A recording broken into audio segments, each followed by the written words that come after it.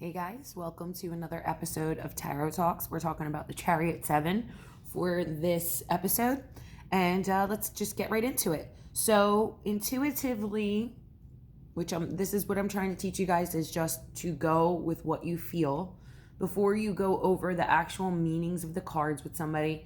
Really kind of integrate and download the information that you're getting intuitively. Now, for me, this definitely means that there needs to be a shift, a move, because the Chariot is always about movement and going from one place to another. And the Three of Wands is actually someone embarking on that journey.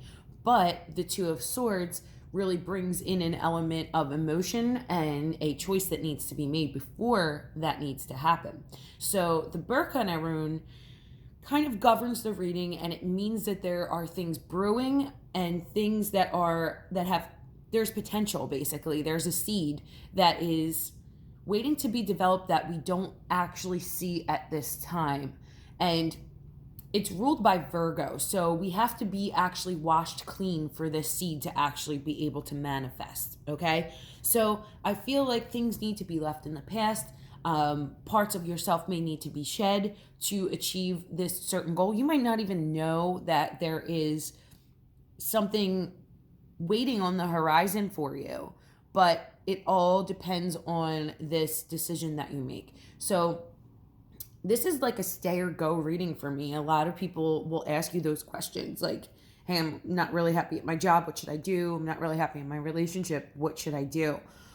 This is very much a indicator that there is something waiting for you beyond the horizon, and you need to not be stagnant. There is much movement that needs to be made. There is the universe has got your back and is really pulling things together behind the scenes. You just have to go with it and go with what you feel.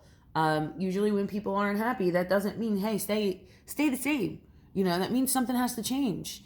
And like I said, a lot of people come to you with these questions because they don't want to do the right thing. They want to do the easy thing. The right thing is always the hard thing. So the hard thing is making this decision and moving forward from it, basically, because there is much potential in the future. We just can't see it yet. And there's a lot of stuff brewing behind the scenes. We just have to basically go into like a metamorphosis and have a rebirth, because Arcana is the birth rune. Arcana is the Virgin Mary rune. It is the pregnant belly. So there's a lot of things that are underneath and behind that are growing and changing, and they're ready to be born, but you have to be the person that navigates this experience, because if nothing changes, if you don't set the stage for this change to manifest, then your life is going to stay the same the way it is. Like, these things can't happen on this landscape. You need to change the landscape. Okay? So the planetary rulerships that we have are Sun in Aries, we have Cancer, and then we have Moon in Libra and Virgo.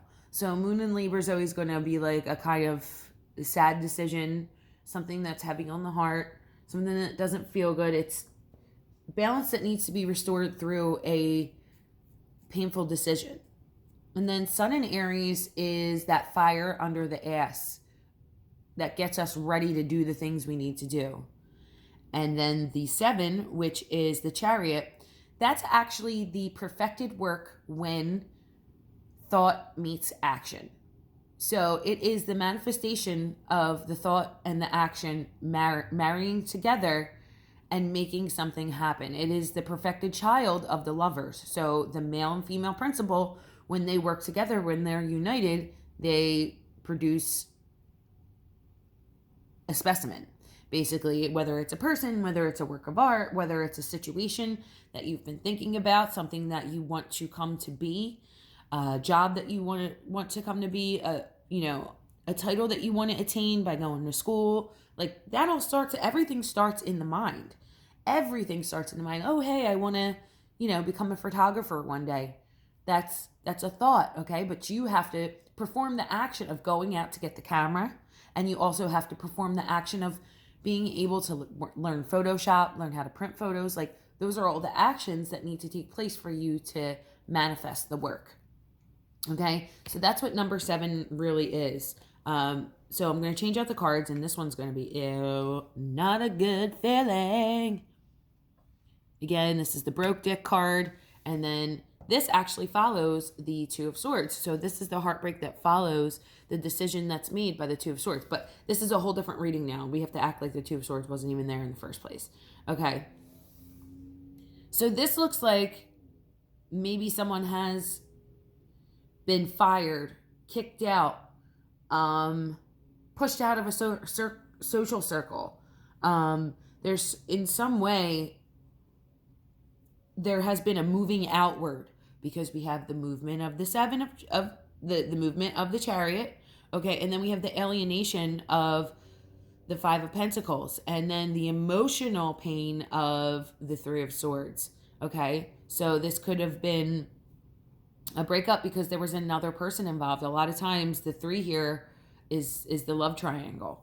Okay, and the 5 of Pentacles a lot of times depicts homelessness, joblessness, lack of money, and lack of physical health or wealth.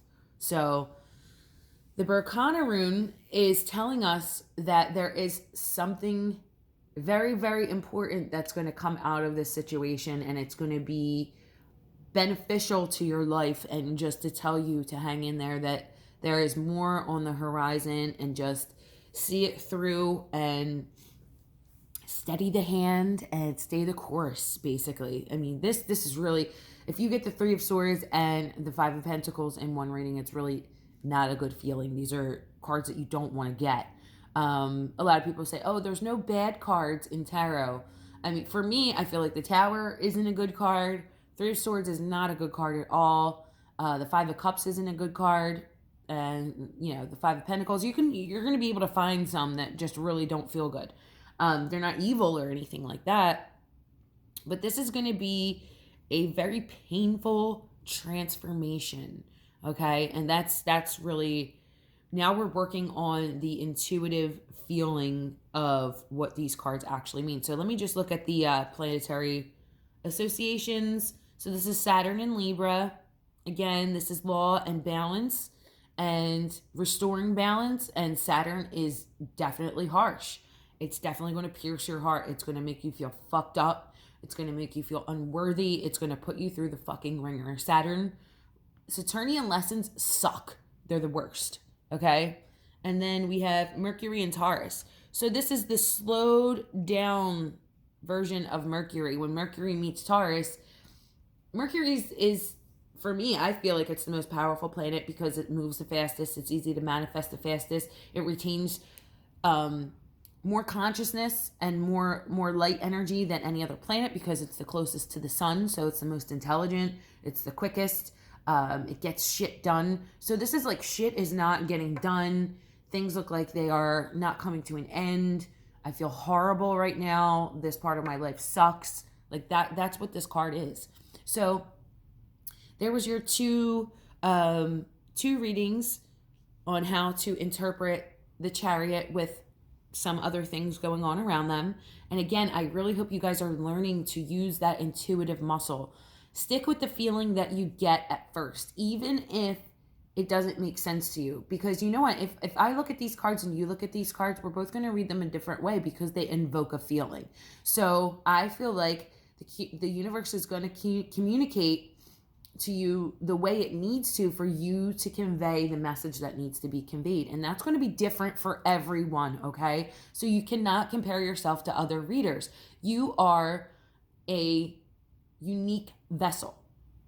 And the way that information is channeled through your vessel is going to be very different from the way that information is channeled through a different vessel, okay? So developing your gift and doing this work, it's going to feel different for everyone. So you just need to learn what those feelings feel like and learn to trust them. Like, okay, this is the feeling I get when something's not good. This is the feeling I get when I feel joy and happy.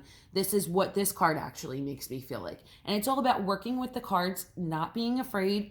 And it's a learning experience. And you can't read for people unless you actually gain the experience and you gain the experience from reading for people. So it's like you have to get out and do it. And if you don't have some stellar readings, it's going to happen. It's going to happen. You just learn from it and you move on. So again, I hope you guys are enjoying this series. I'm going to try and get some more videos out to you guys because I had a little bit of a break over the holidays. I also had to change, if you notice like the visuals here, I had to change where I was doing my videos because I was gifted a 10-inch crystal ball that is about 50 pounds, and now it's sitting on the table that I was using for my readings previously. So we had to move, but we're making it work. And I'm going to get another video out to you guys ASAP, and I hope you have a great day. Thanks for tuning in.